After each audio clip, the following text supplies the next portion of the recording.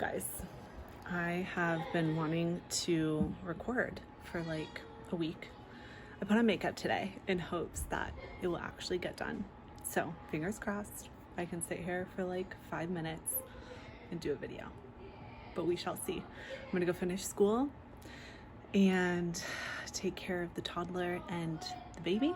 2 toddlers really. He's not a baby anymore, sadly. And hopefully I'll be back to do a little vid with you. I'm going to share with you today the pros and cons we have for homeschooling. And really they were written out by my 12-year-old. So I'll just share with you her pros and cons and why we chose to homeschool and how it's going.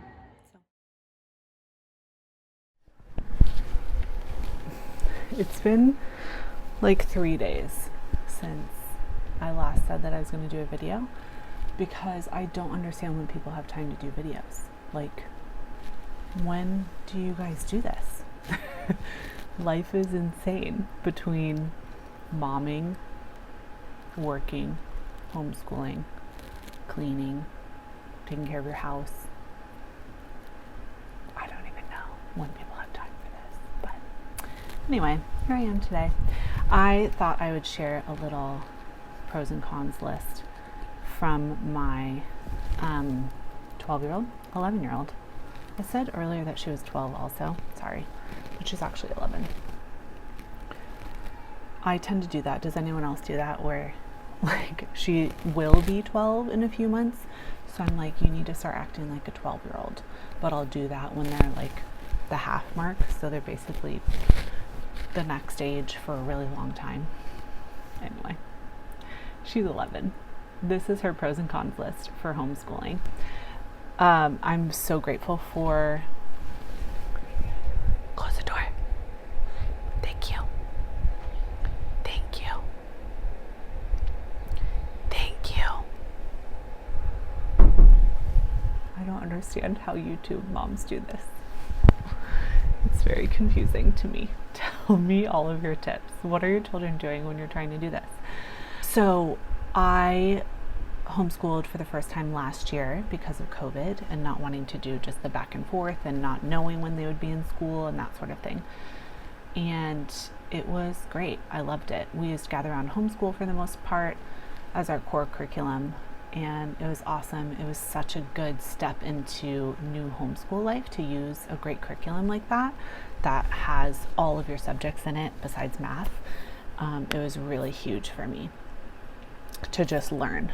I've since added a lot of different curriculum, which I'll do a curriculum overview for my 6th, 5th, and 2nd grader for you. But just for that first year, that was amazing. I loved it. The girls really love it. They love Gather Around. You'll see it on my daughter's pro list. So then we decided to send them this year to a local charter school, and we were really excited about that, and they were so excited about it. But over the summer they did a 2-week mixed martial arts camp, and it was so cute. They loved it so much. They're like made for martial arts. It's adorable. But they would get home from camp at like 4:30 every day. And I realized when they came home every day that my stress level went from super chill, calm day with the toddlers, working, getting stuff done, to, oh my gosh, they're home. I want to hear how their day went. I want to hear how their friends are. I want to hear everything that happened at camp. But also I'm making dinner, and also we have to shower, and also we have to get ready and pack your lunch for the next day. Also we have to do this and this and this. And it was just the most chaotic couple of hours in the evening for me.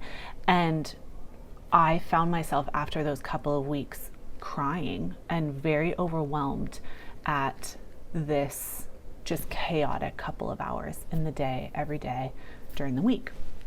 And I was picturing the school year and picturing this continuing to happen, of every single day you're going to come home after extracurricular activities, because my husband and I both really love sports.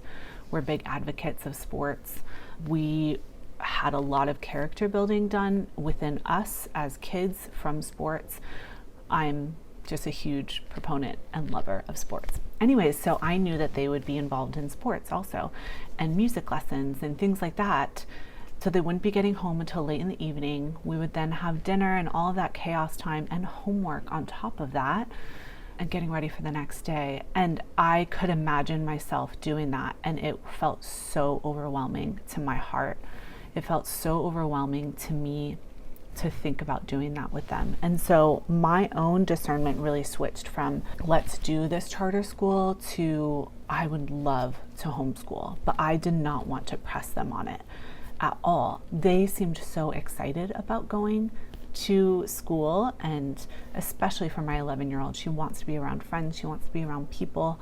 She just loves friends and loves school. And I do too. I totally get it. I get it. I really loved school. But I knew in my heart that I wanted to homeschool them. And I didn't say anything to them. I really just was crying to myself and my spiritual director and saying, I don't know how I'm going to do this, but we'll figure it out. The Lord will give me the grace to do it. I know we can do it. And then like a week later, maybe even the next day or something, my 11-year-old came up to me, who again is the one who is most excited about school, and said, I think I want to homeschool next year. And I said, that's interesting. And I said, well, okay, if you want to think about that, let's think about it. Why don't you write out a pros and cons list, and we'll talk about it and we'll make the decision if we'll homeschool or not. So this is her pros and cons list that she made. I'm going to show you even a screenshot of it because it's cute. It's like, yeah, just funny font and stuff like that. Okay. Homeschool pros. No homework. Obviously, it's an obvious one. It's amazing. No homework after a long day of schoolwork. Lots of homeschool friends. So that was a big one. Like I said, she really wanted to be around friends, and we had a hard time with that, as I'm sure everyone did during COVID last year. So this year, a big goal for me is to really get involved in some sort of co-op or to have some homeschool friend meetups. We did a volleyball team over the summer, and I actually coached it. It was so fun. Most of the kids on the team were homeschooled kids. So it was just really cool to meet all of these kids who were homeschooled. And I really think it was a big motivation for my 11-year-old to say, okay, these could become really beautiful friendships, and so this is possible that I could homeschool and still have friends. So that's a big one, and I'm really excited to get involved with more homeschool families and friends and to play with kids during the day. Her next one is Gather Round, which, as I said, is the curriculum we used last year and have started to use a little bit this year again, but I'm really pacing myself, especially post-COVID, for me having COVID. I'm really trying to pace myself and give myself time to get into the rhythm of our actual homeschool day and schedule. And I'll share more about that in another video. Her next one is staying home. So not having to go anywhere, just being home. She really likes being home. Her next one is classes at MMA, which is the Mixed Martial Arts Camp. We will sign them up for classes, but right now we sign them up at the local charter school for sports, which is super cool that this charter school allows homeschool kids to do sports there. So the girls are signed up and will do volleyball, probably soccer and basketball, which is super fun. Her next one is not 7 hours of watching boys pick their nose. I don't know what's happening at school that everyone's just watching the boys pick their nose, but seems like that is a good pro. I get it. Her next one is always around mom, which is so sweet and kind. And yes, I always want to be around her as well. Okay, number 8 is piano. And those are piano lessons. We started that last year. Again, really because of homeschooling. We had time during the day to sign up for lessons, and so we did. So we just go to a teacher's house and do lessons at her house, and it's been really beautiful. The girls have loved it, and I'm really excited that we have that as an option this year. Number 9 is swimming. They love to swim, so they could swim every single day and still do school and not run out of time at the end of the day. Big pro to me. I'm a big pro of being in the sun, being outside, and swimming here in Arizona. Learning better and faster is her next one. So that was really cool to see. It was unexpected. She learns better and faster, apparently, with homeschooling. Praise the Lord. Such a gift. Her next one is mom is better than any teacher in the world. I don't know how true that is, but it's very kind, and I love to be with her, and I love that she thinks I'm a good teacher, even though I never wanted to do this ever. Just started and figured it out, and still figuring it out along the way. I know you totally get that. Her last one is Nico, who's her little baby brother. She gets to be around him and to see him and to hang out with him, and he's amazing. So I get that. Okay, here's her list of cons. It's much shorter. It's only 4. Number 1, not around people as much as usual. And then we put that we're going to work on that. So again, just not seeing as many people. Again, COVID was crazy last year, so it was hard to be around people. But this year, major goal of ours is to get around people. Number 2, she doesn't like going to the park. So going to the park is an easy thing to do, especially with the toddlers.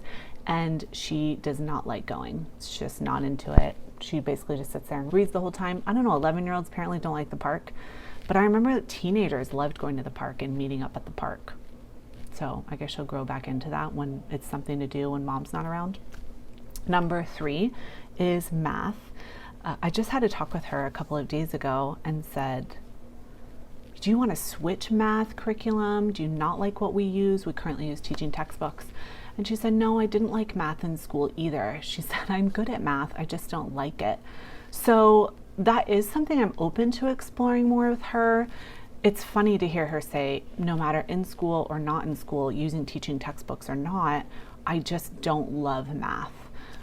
So I don't know if it's something I should try to look more into, finding a different math curriculum, but I am glad that she's being honest with me and saying, no, this was always a problem and we can keep figuring it out along the way.